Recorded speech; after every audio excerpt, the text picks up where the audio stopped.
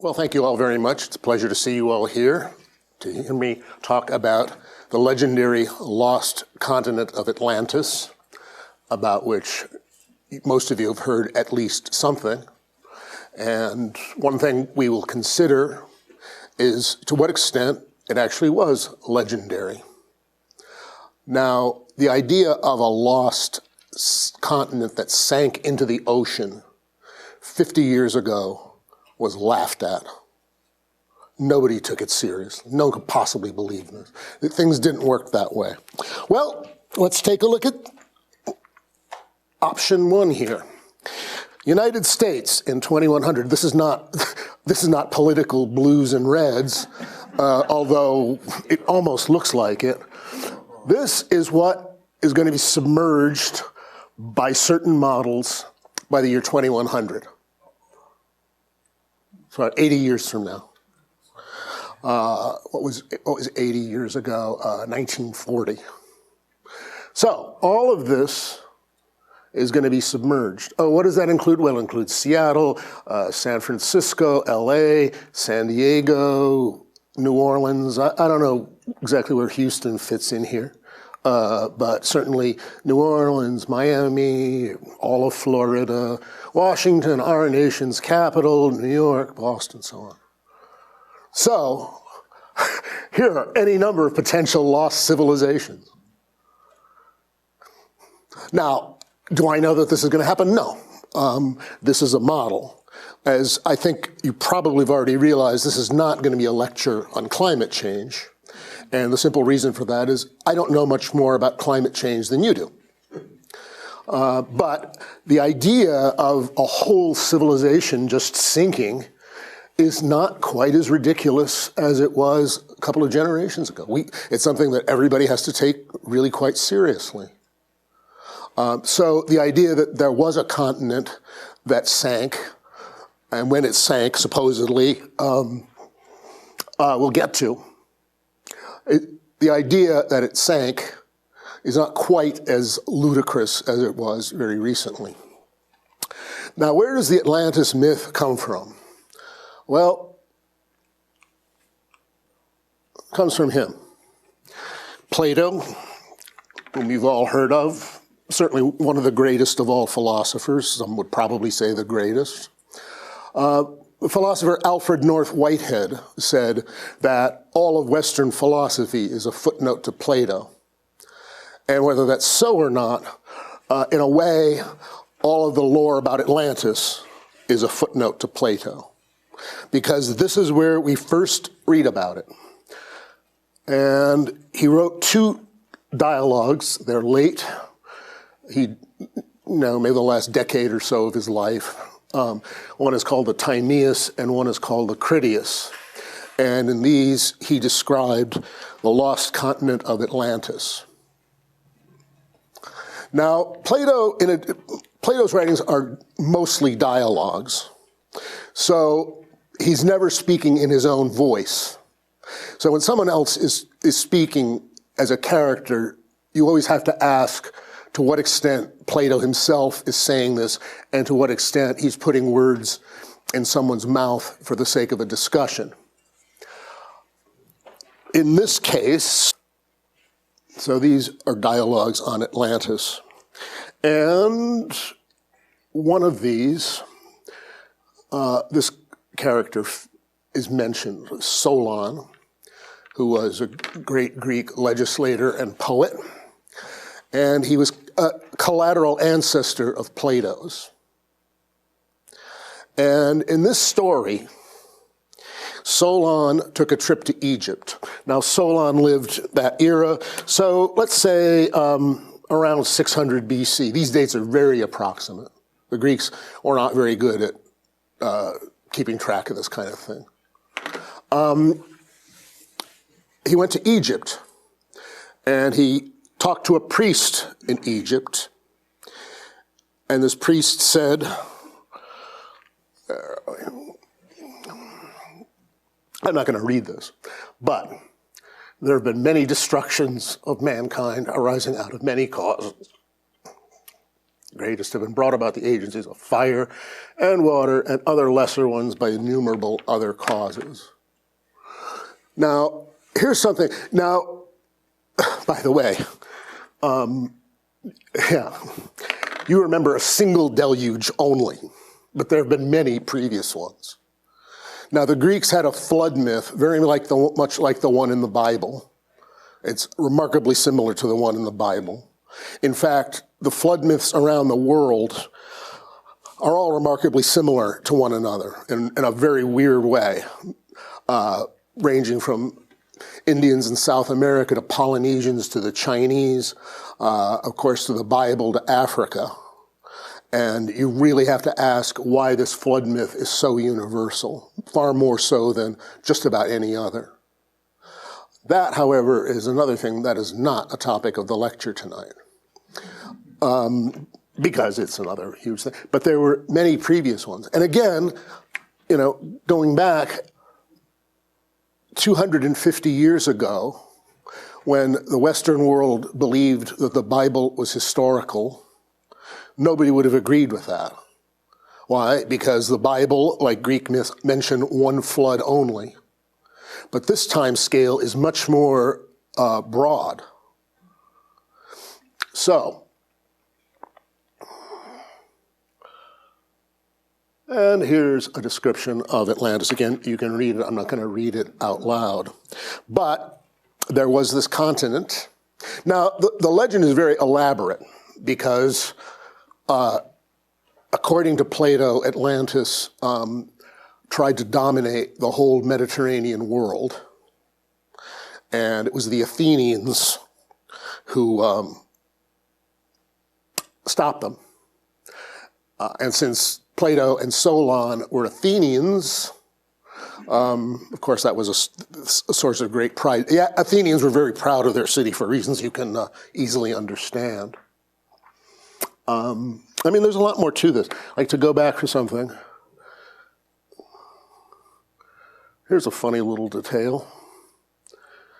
This name had a rather unsavory reputation in the Athens of Plato's time, because after the Athenians lost the Peloponnesian War in 404 BC, the Spartans were actually rather nice about it and didn't destroy the city and enslave all of its inhabitants, which was pretty much standard practice at the time. They just let them go. But they set up, the Athenians set up a kind of a lawmaking council called the 30, because they were 30 of them. And the leader was Critias, who was Plato's uncle, by the way. And it rapidly turned into a bloodthirsty junta. And lots of people were just done away with. Finally, about a year later, they got the 30 to step down on condition of being granted amnesty. So they wouldn't be prosecuted for all of the things they'd done. Why is this of interest? Well, Critias, like Plato and his circle, were all students of Socrates, who's so famous a philosopher that all the other philosophers before him are simply called the pre-Socratics. Well, you remember that Socrates was put to death in 399 BC for corrupting the youth of Athens, right? Well, this didn't mean pederasty, which was a perfectly accepted and normal practice in those days, whatever you think of. Well, good for the boy to have an older man take an interest in him. I suppose they thought that way. I don't know. But he was not talking about corrupting sexually. He was talking about corrupting their ideas about government, and they couldn't get to Critias because he had amnesty. So having Socrates put to death for corrupting the youth of Athens was a way of getting at him. So it was not, usually you all know the story of the death of Socrates, again, yet another not the subject of this lecture, but the idea is that he was arrested and put to death because of his religious beliefs or his ideas or something. No, this was a totally political thing, because Socrates, like Plato, like Critias, did not like the Athenian democracy. They hated the democracy. They thought it was awful. Plato thought it was awful too. His republic is not a republic in our sense of the word. That's a side detail, but of course, but it is extremely interesting in that, well, I mean, it's a major moment in the history of Western thought, and it's often misinterpreted. Well, why am I bringing it up here? Well, Critias is the narrator of, or a major narrator in these two dialogues. And it's Critias that tells the story. Now, Critias was Plato's uncle, and as I said, Solon was a collateral ancestor. So this may be an old family tradition. You know, Plato is writing this, you know, a couple of 250 years later than this story about Solon supposedly took place. But we could be dealing with an authentic family tradition that was handed down. So something like this could have happened.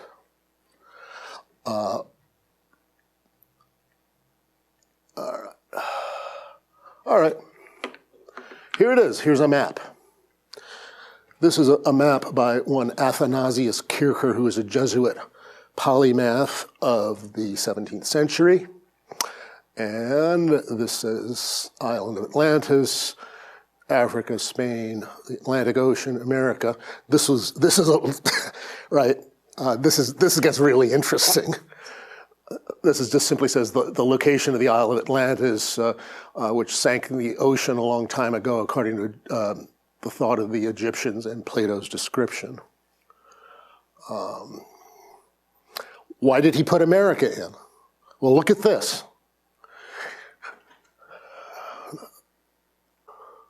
I flipped Kircher's drawing. You know why? Because the original had south at the top. So this is upside down, but it's a little easier for us to imagine because, well, here's Spain, here's Africa, here's America. So this is Kircher's description, account map. I mean, map makers can be quite imaginative. Do you know there's like some island in the Caribbean that no one has ever been able to find? And it's they've decided, or at least one article I read suggested, that it never existed. That map makers could kind of put fake islands in to see who is copying their maps. Now, why you would want to put, you know, deliberately misleading information in your own map is a question that, yet again, we don't have to get into. So, the Atlantic was navigable, which is an interesting point, which might get back to. The pillars of Heracles are the Straits of Gibraltar. The island was larger than Libya, which was what the Greeks called Africa and Asia put together, and was the way to other islands. And from these, you could go to the opposite continent, which surrounded the ocean. This could be called a boundless continent.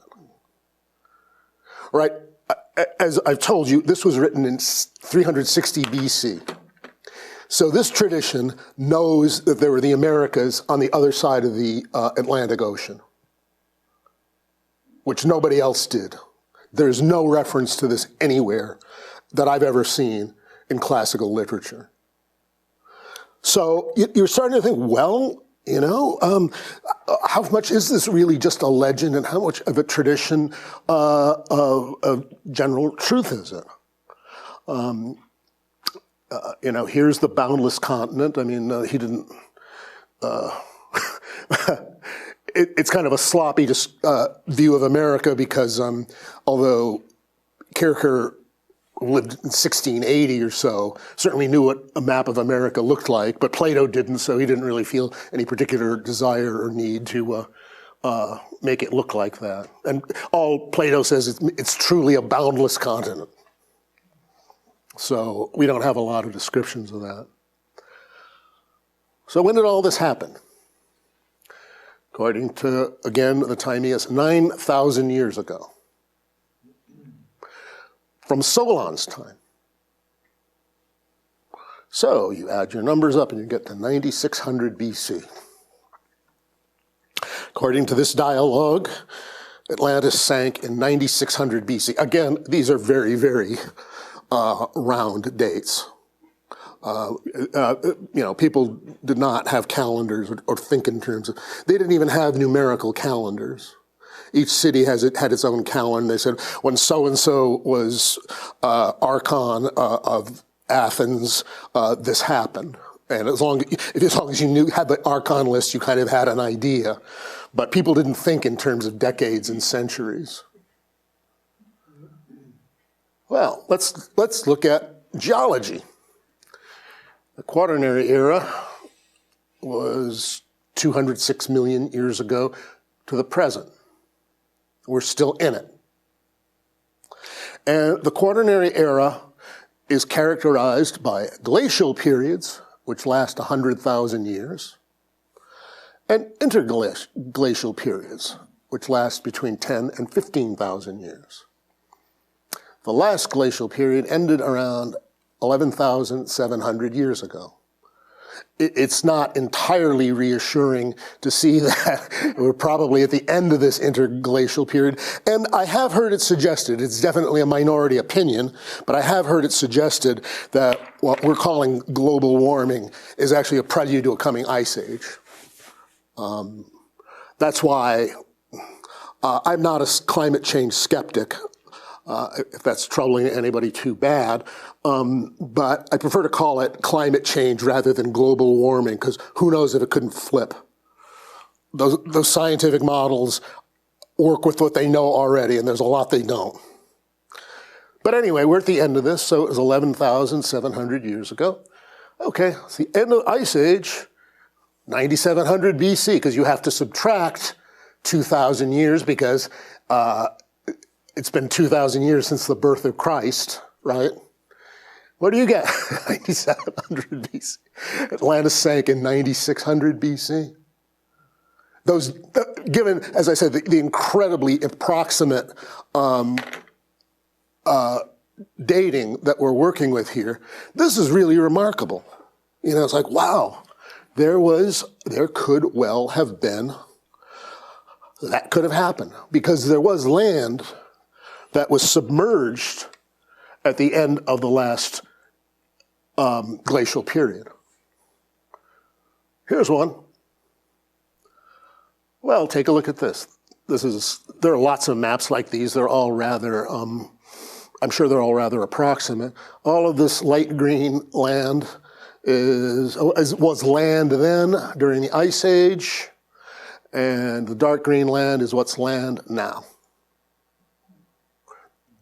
This is not from some crackpot, alternative historian. This is pretty much what people believe, with no doubt various differences in detail. And here's one that's kind of interesting. Britain in those days was a peninsula and not an island. And there's this territory there called Doggerland. The British Channel the English Channel was a river. The Irish Sea was a river. Dogger comes from some Dutch fishing term, which I don't really remember. But in any case, there was this land there. This was the land above sea level at 8,000 BC, which was about like a little later than Atlantis.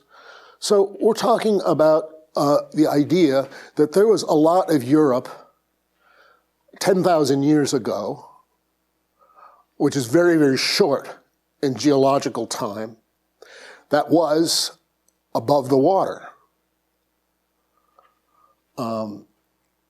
And to go back to this, all right, well, here are the pillars of Heracles, right?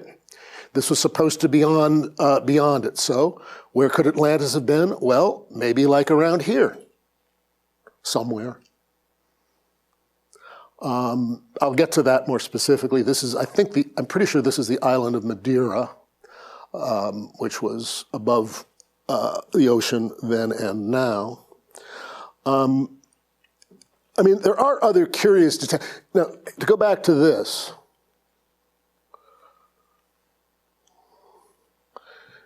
the Atlantic was navigable.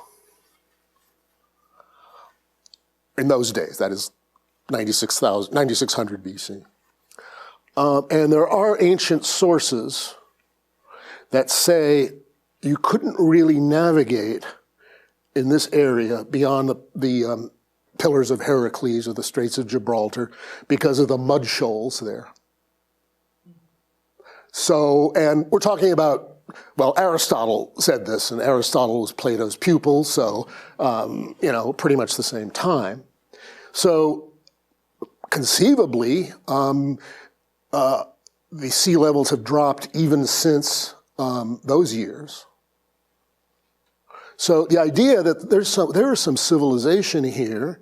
Oh, by the way, they fought the Athenians. Athens is maybe over here, I don't know, for control of this area. Well, it was all land then. Today it's the Mediterranean Ocean. So what's that all about? Oh yeah, here's a thing about Doggerland. Sea levels, and the line began to tilt in an isostatic adjustment as the huge weight of ice lessened. So that's starting to look like, something sinking. Again, I'm not suggesting that Doggerland was Atlantis. I'm simply saying that this is a much more established, kind of previously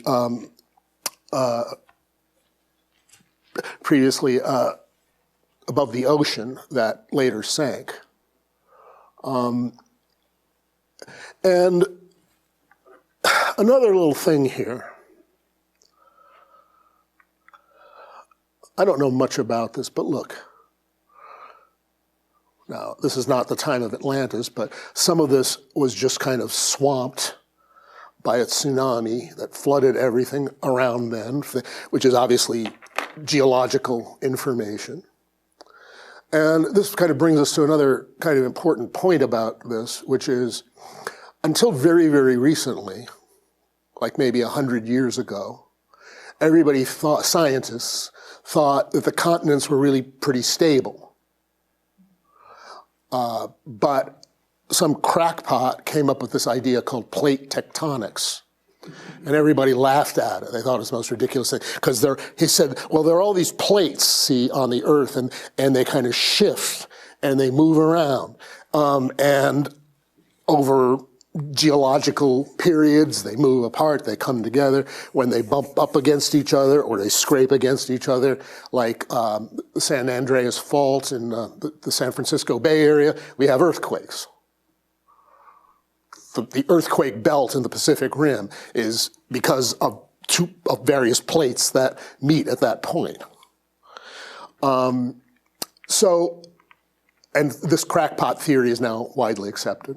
I don't know. I don't know if the guy lives to have it ever accepted or even remotely accepted, but sometimes that just doesn't happen. The point of all this is, until not so long ago, scientific thought believed everything kind of happened, either didn't happen or happened over an enormous period of time. But we're now starting to see, and again, this seems to be standard theory, that, there are cataclysms. There's like, as in the famous bestseller, there's a tipping point, right?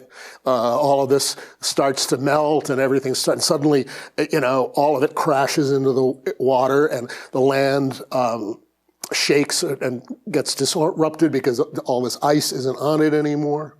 And that is kind of a cataclysmic theory of geological history. And again, this is much, although kind of novel, many destructions of mankind. So, and this leads me into another side point that's also very important.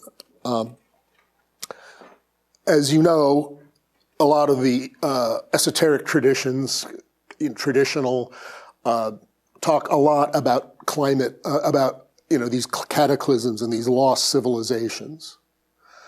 Modern science really doesn't want to hear much about it.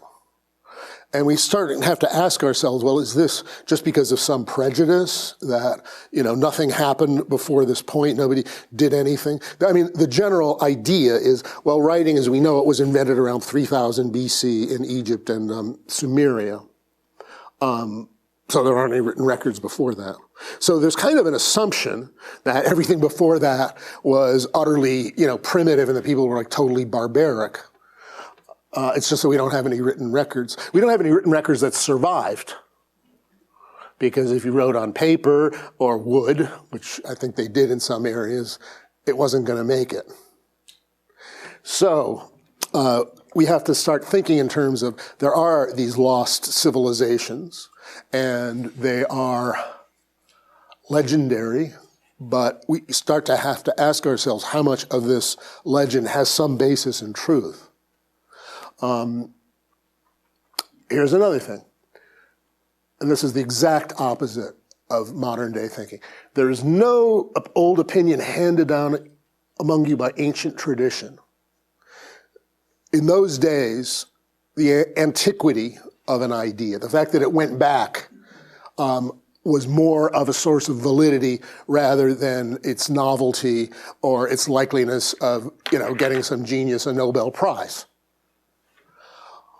And we're the exact opposite. We just assume that all these old traditions are rubbish. There's probably a middle ground there. And, it leads one at least to think we have to take some of these stories somewhat more seriously. As I said, I don't think Doggerland was it. And again, the shallows due to mud. So where is Atlantis? Well, here's a contemporary kind of topographical map. And let's see, where are we? Well, here's Portugal, so the Straits of Gibraltar around here. And there's this thing around here called the Ampere Seamount Chain. I'm sorry, the Horseshoe Seamount Chain. The Ampere Seamount is just one of it. And here's the island of Madeira, which apparently is a lovely vacation destination, I've been told by friends. Where would I look for Atlantis if I were going to find? I would probably look somewhere around here. Now, I mean, to my knowledge, I don't know whether there's anybody's looked or in any serious way, but if it were going to be anywhere, it might be around here. And what evidence would we find? Now, again, this is a very long quote, but Thucydides, who was, I don't know, I guess he was the age of like Plato's parents, I suppose, so it was that time. He was the first, he wrote a history of the Peloponnesian War. He was the first man to think about archaeology that we know of. Because here, he's thinking about what Sparta, the city of the Lacedaemonians, would be like, and nothing left of its ruins. And he said, well, actually, it's just kind of, there's really not very many impressive buildings there. It's just kind of like a bunch of little villages, because the Spartans were, as I think you can probably easily surmise, extremely Spartan.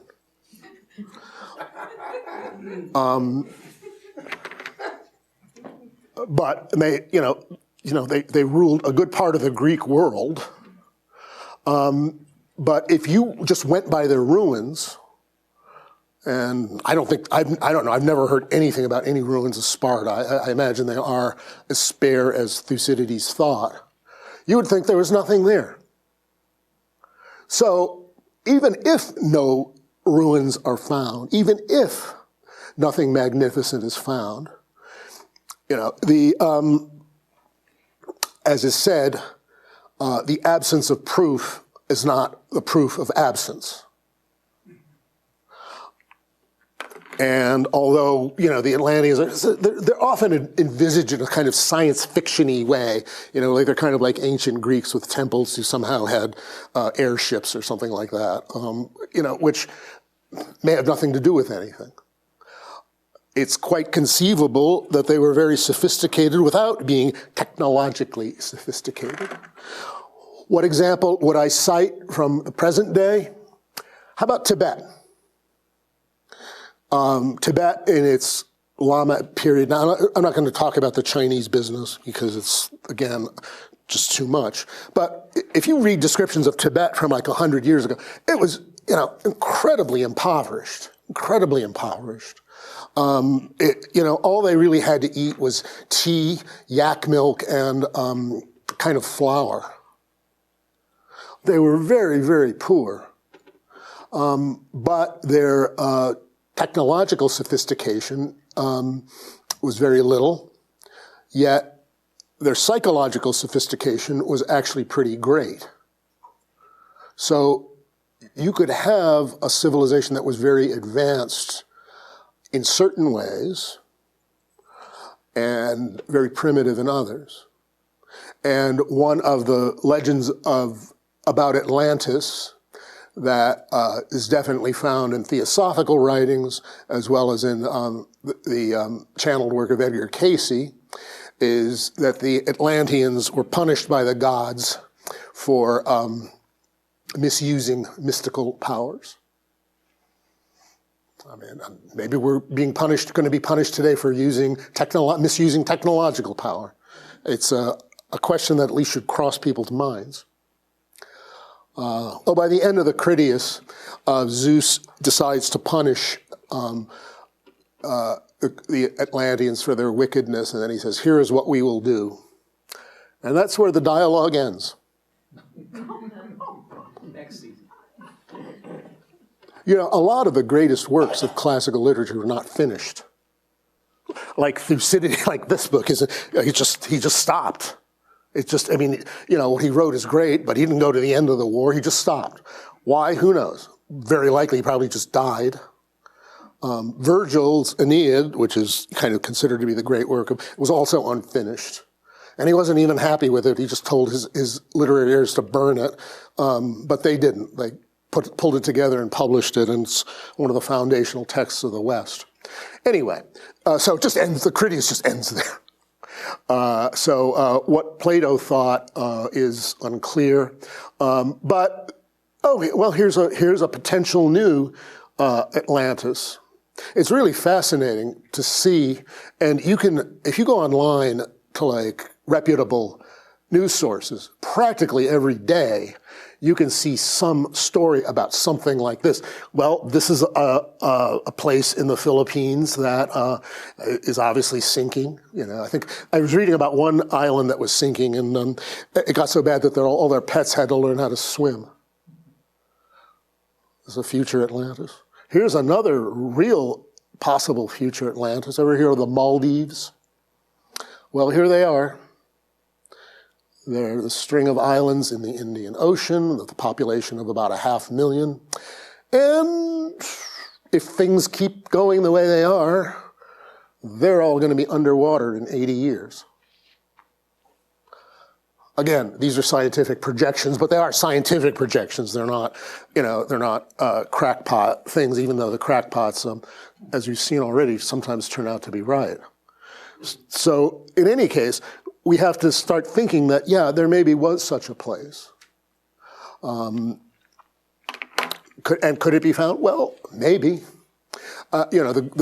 Archaeology as we know it today started with this German businessman called Heinrich Schliemann, who got another crackpot idea. In his day, all the scholars and learned opinion said that the Homeric poems were just pure legends. They were just pure fiction. But Schliemann said, no, I really think there was a Troy. And you know how he found it? He looked where Homer said it was. You can go online and see the ruins. He found several layers of Troys, only one of all of which had been destroyed, only one of which was probably the city that Homer wrote about. So again, we have to start being a little humbler in just dismissing all sorts of things that don't fit in with our preconceptions. And this is very much a problem with the learned world. There's certainly a huge amount of lore about Atlantis beyond that. Now, I was once told in person by the legendary medicine man Rolling Thunder that the Cherokees, he was part Cherokee, were descended from the inhabitants of Atlantis. I mean, I can say for a solid fact that Rolling Thunder told me that. Whether there is such a Cherokee legend or whether this legend reflects anything is quite another matter. But there's certainly a lot of lore around Atlantis. And again, as the theosophical literature suggests, they were punished for abusing psychic powers. They had powers that allegedly we don't have. And then, of course, the story goes on from there. There's certainly one of those books over there, I think it's that one, Atlantis in the Antediluvian World. That was written by an American congressman in the 19th century.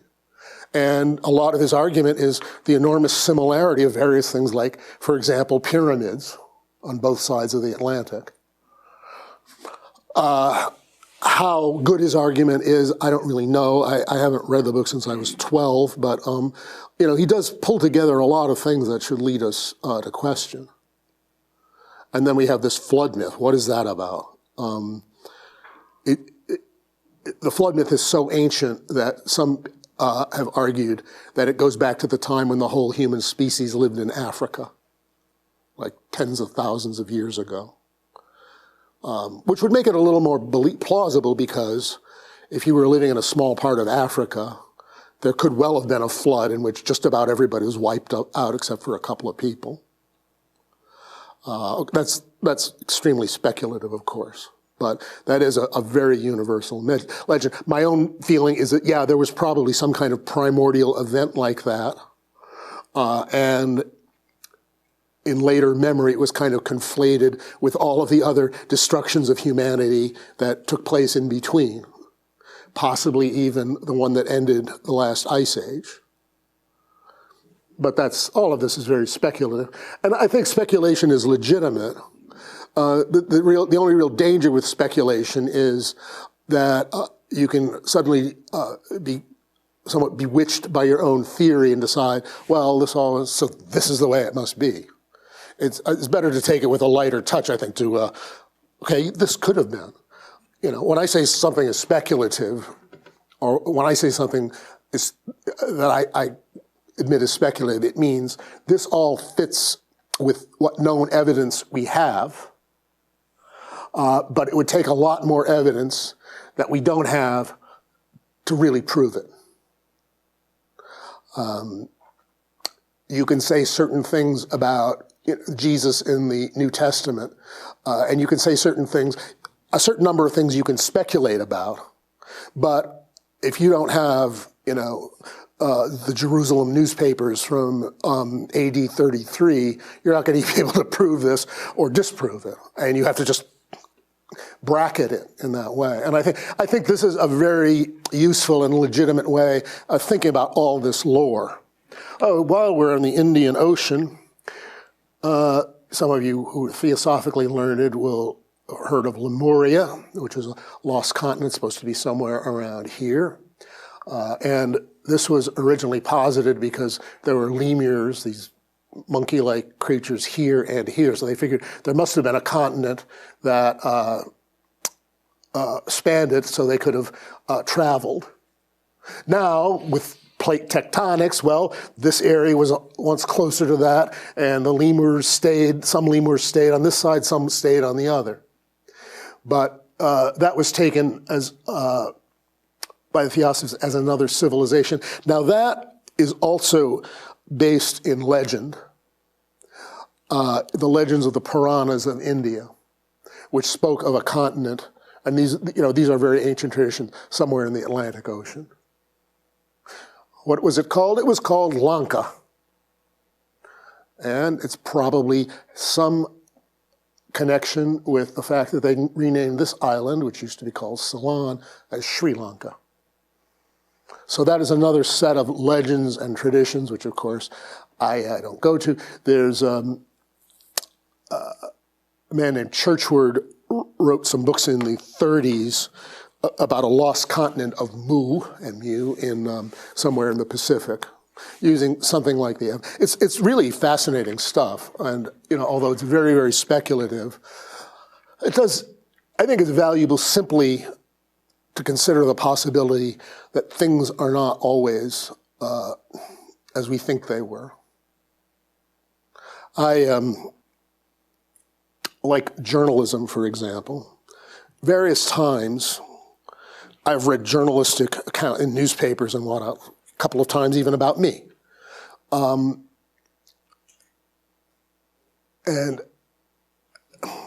sometimes they completely said the opposite of what I said. And then you sort of have to think, well, gee, did they just do a bad job on me, particularly for, because somebody was hungover or something? Or do I have to wonder if all of the news stories I'm reading do not contain some element of the same inaccuracies? Which leads us into the vast arena of, which is definitely not something I want to touch on, fake news and whatnot. But the records of what things were and what actually happened is always going to be a little different. And I think that's true about whatever event you happen to read about today. And you may be upset about something in the news that may have nothing to do with anything. You may be completely wrong about the thing you're most upset about. It's happened to me. Which is good news for you because it means, let's not take our little upsets about, you have one set of villains, the other people have the other set of villains who happen to be your people, and we know what that is. But it's well not to take this quite as seriously as people are inclined to do. In any case, so I think that's pretty much where I want to leave it. There's certainly a lot more discussion. Edgar Cayce, by the way, said that Atlantis, kind of a part of Atlantis that had stayed above the ocean, was the Isle of Bimini in the Caribbean. If you're really old, you'll remember that Bimini was the vacation home of a rather notorious congressman named Adam Clayton Powell. But that's trivia from when us senior citizens were young. How long did it take Atlantis to sink? Was it something that happened and then went down in an hour or so? So it didn't take overnight. Years or centuries? Overnight. Again, according to Plato. Overnight. It was like a day and a night, I think is the way he described it. The map that you showed us, which is more like 80 years. Well, go back to this. Again, it goes back to the cataclysmic theory and the tipping point. Something can be slipping for a long time and then it finally falls. Have you ever happened, like some picture in your house, it's not really on the nail right, and it's stayed on forever and ever, and then for God knows what reason, it just falls down one day. I would imagine it would have been something like that, or at least that is one possible answer to your question. Richard, you mentioned theosophical teaching on this. Could you expound on that a little bit? And are there any compendium books that gather up all the various lectures and writings on Atlantis from theosophical teaching? The best overview of it is this book by Jocelyn Godwin called Atlantis and the Cycles of Time. This is a scholarly, because he is a scholar, view of all of this. And he draws it in. It's called Atlantis and the Cycles of Time by Jocelyn Godwin. It's a bit dry, but it's accurate, and it is fairly comprehensive. Some of those other books are there too. The theosophical teachings, the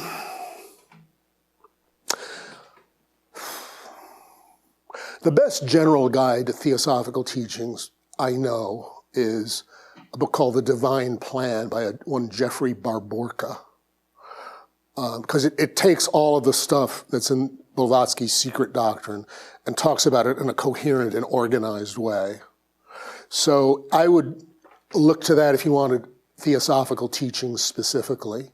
And theosophical teachings, which I barely touched on, are really quite different. And by those teachings, and Edgar Cayce somewhat the same way, Edgar Cayce had some interface with theosophy, is that the whole destruction of Atlantis was over a much longer period than even we're talking about. And that the part that Plato talks about was just like the very tail end of a very long process. That, is really starting to get into areas that, would be very hard to prove one way or the other. And of course, the theosophists have this very, some perplexing to some theory of root races, different kind of strata of humanity. And the Atlanteans, I think, were the fourth. I think we're the fifth root race, right? The word, just using the word race at this point, just infuriates everybody. And suddenly people start accusing of all the kind of wildest nonsense, which has happened with theosophy. But that's the theosophical view, at least in a sketch or two. Thank you, Richard. I also believe that when an idea has been around for so long that we don't even know where or when it originated, that there's probably some truth underlying it, even if we don't have physical evidence of it. In terms of if Atlantis disappeared overnight, an earthquake and a tsunami, I don't know very much about geology, but it seems to me that could wipe something out that quickly. Again, I'm not saying that's how it happened, but I am saying that that's what Plato said how it happened. And, yeah, it's possible. And there's enough in his account that's like, well, I don't think he's making these things up in this particular case. Now, one thing that's curious about Plato is that in his dialogues, he has inserted what are called myths. That's what scholars call them. And, for example, at the end of the Republic, there is a long kind of near-death experience by a soldier who almost gets killed but doesn't because he comes back to tell the tale. And it's an elaborate description of the afterlife, including, by the way, a discussion of reincarnation. Now, Plato made up that story, probably, but it also probably reflects the teachings of the mystery religions of his time. And so where does this come in? Again, it's a question one has to ask. Now, if you're talking to the typical philosophy professor at the typical university, even if they're a specialist in Plato, it's something that usually they don't want to bother about or think about. It's all just, well, I don't know, it's some sort of eccentricity of his or something. But I think it's not really a very fair way of evaluating, because in a lot of ways, these myths, like the one in the Republic, are kind of the capstone of the work, and they're almost the point he's leading up to. So just to say he threw this in as kind of his own eccentricities is, I think, short-sighted. In the areas that you say that the maps show where Atlantis could have been, has there been any exploration underneath the sea? My impression is that there's been some, but nobody has found anything. That's a general impression I've from just reading some things. I couldn't cite that. It would make sense that somebody went looking for Atlantis, but I don't think anyone has found anything that could really be linked with it. Richard, this is a very interesting perspective with all the land masses and everything. But what about the punishment for misuse of technology or misuse of spiritual powers? Is there anything that we can? For some reason, I thought that's what you were going to talk about is mapping that onto our time. And then have you also, and my second question is about the dating of the Sphinx, that it supposedly was, has been more or less proven, but again, I don't know if archaeologists accept it, but one archaeologist that Colin Wilson wrote about dated at around the same time, about 10,000 BCE. Yeah. Well, with the Sphinx, the controversy has to do with this, because the Sphinx is eroded, but people have kind of taken samples of it or photos of it and showed it to geologists and specialists, and they've said this is water erosion, not sand erosion.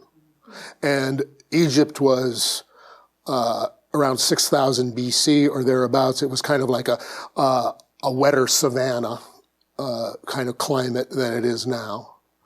So the theory is that if it is water, then it really has to be a hell of a lot older than the 2700 BC date that's usually given. And again, I mean, Egyptologists are again very, very often narrow-minded in their thinking. According to them, Egyptian civilization sprung up overnight in 3000 BC. Suddenly there are all these. Well, there has to be a little more to the story than that. I'm not saying I know what that other part of the story is, but with that particular case, I would think, well, if there was climate change, and there's been climate change in the lifespan of the human race, as we've already seen, and Egypt was a savanna at one point, probably traces of this earlier civilization are somewhere out in the desert where nobody thinks to look. I mean, that's, again, an option. As far as the punishment goes, well, that is, again, a long-standing motif, that the gods were angry. There's a flood motif in Sumeria, the myth of Utnapishtim. And why did the gods decree this flood? Because there are too many people and they're making too much noise. It was kind of, the humans were becoming kind of noisy neighbors. The Greek epic cycle. Why did the Trojan War start? Well, there are all these, the judgment of Paris, and you all know the myths. But it started out because Zeus decided there are too many people in the world. So Zeus decided to start the Trojan War. That's from the Greek epic cycle. So there is always a sense of the gods deciding, hey, enough is enough. Certainly the Bible has the same thing. The flood is flat out a punishment for human degeneracy.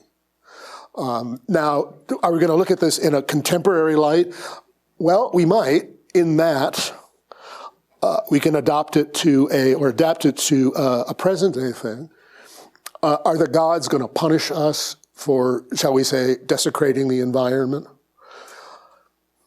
Well, maybe not. Maybe it doesn't really kind of come down that way. But if you abuse something enough, whether it's your kind of like mystical psychic powers or your capacity to burn fossil fuels, it's going to come back to haunt you. And I think that's kind of the core of the message, which in ancient times was thought in terms of the punishment of the gods. Although I have to say, this is just a gut reaction that I've had every time that some new cataclysm or tsunami or whatever hits. All I can think is like, wow, the earth gods are mad. Do some articles allude to the fact that Atlantis was a more advanced civilization than we are now? Yeah. Do you have any theories on that?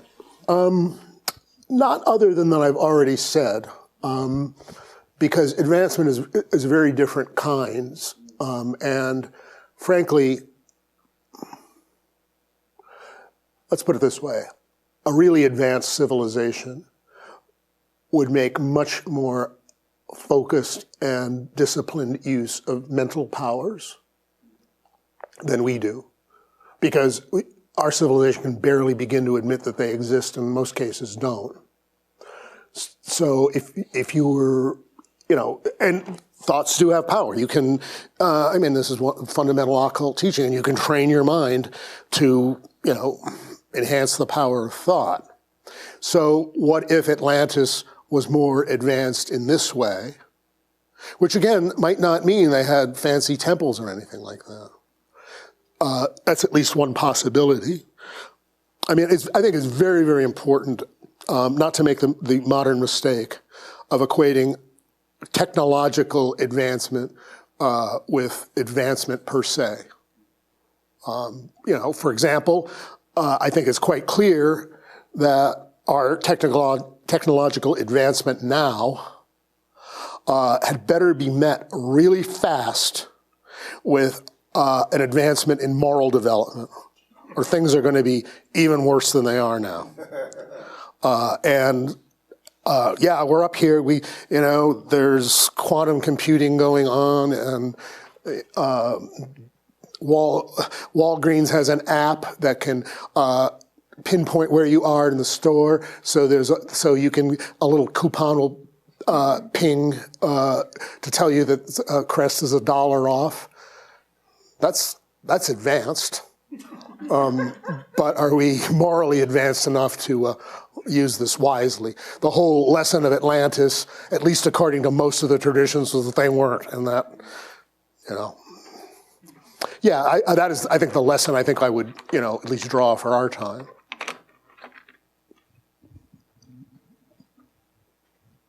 Actually, I'm incorrect. Walgreens does not have that app. They developed it, but people found it too intrusive, so they just let it go. This is, anyway. If there's no sign of Atlantis, then how do you know it existed? And the other thing is, what kind of society did they actually have? And technically speaking, and in relation to these so-called mental powers, just how advanced were they? It's all speculative. So nobody knows. Because to start with your first point, none of this amounts to proof that there was such a place as Atlantis. I'm not saying this. This is what I'd called speculative earlier. That is to say, everything I've given points to the possibility of a place called Atlantis, more or less when and where Plato said it was. It doesn't prove it. If you go away thinking that that's what I said in this lecture tonight, you would be wrong. I'm not saying it proves it. It's very indicative and suggestive, and what kind of society they had. I think there are lots of guesses about it. Edgar Cayce. What was that? Oh, by the way, here's my book, Supernatural. And it actually has an article on Atlantis in it, which actually answers a lot of these questions. And there's more in it than I was able to deliver tonight. But I think Casey's thing was that the Atlanteans had bred these kind of semi-human creatures, and they were kind of abusing them for sexual and other purposes, and that was kind of one of the things that brought them down. Again, no, there's no proof of this. I will add, however, that another element of traditional teachings is other races. That is not to say Black, Caucasian, and so on, but other races that preceded us. And that, too, has been demonstrated. What is it? According to the reports I've read, the average person today has 5% Neanderthal genes. And then they came across this totally different race of humans called the Denisovans, because it's found someplace with that name in Siberia, who are apparently taller than we are, and their genes really only have survived, and for whatever reason, on the Polynesians. There are these legends of these different races, some of them giants, like the Denisovans. Again, these folk memories probably do reflect something. And another important point is the reliance of contemporary scholarship on written records is based on the assumption that all oral tradition is just hearsay. The thinking is, it's like the telephone game. You sit around and you whisper something and it comes back to you in a completely wrong way. Well, there is that element of it, but people did make an enormous, and particularly in traditional societies, they made an enormous effort to pass down the traditions and knowledge of the people. And you basically had to learn it. There were no books, so you had to be the book. How well did this work? Well, you've certainly heard of the Vedas, the Sanskrit sacred texts. Well, from linguistic evidence, they were probably composed around 1500 BC. Some people would say earlier. But they weren't really written down until 1000 AD. So these texts were preserved, including the method of chanting them, which there's a traditional method of chanting them, was preserved orally, perfectly accurately for 2,500 years. All of which is to say that these supposedly ancient traditions, these ancient legends, these folk tales of these primitive peoples may have been dismissed a little too callously. What I don't understand is if you have the game of telephone, phenomenon, then how could they keep something accurate through the centuries? By all this chanting, wouldn't they go off kilter with that as well? Well, these are like rigorous traditions. And then they basically started with small children and trained them for years and years and years. And they weren't trained in anything else. And if you had been that rigorously trained and you trained the next generation that rigorously, it's possible. Whereas the game of telephone is, it's just an idle thing. A gossip is really just kind of an idle thing. And people have a lot of interests just for the sake of enjoying it, if nothing else, and distorting it. But if you have a totally different attitude toward spoken knowledge, oral tradition, you'll have different results. I think Plato himself said that it was regrettable that writing had been invented because it would really deplete and reduce the power of human memory. And like India is much more memory-oriented than we are. Like Dhananjay, who is here sometimes, he's professor of statistics, among other things. He's from India. And he said, they had to memorize all the logarithms. You can calculate, or you can look them up in the exams, but you memorize them because it helps you get through the exam faster. So that's a very different attitude. Today, memory as a mental power is not very well cultivated because there's this idea that, as for thinking and memorying, our computers will do that for us.